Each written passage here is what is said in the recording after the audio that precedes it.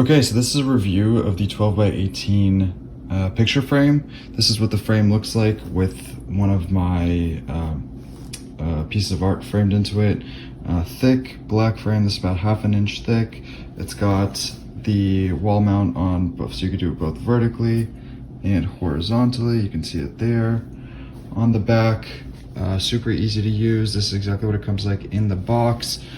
Came really well packaged with some extra styrofoam and a couple of layers of additional plastic around the plexiglass, but then on the back it's got the adjustable and removable back case to put your painting or whatever else you want in here.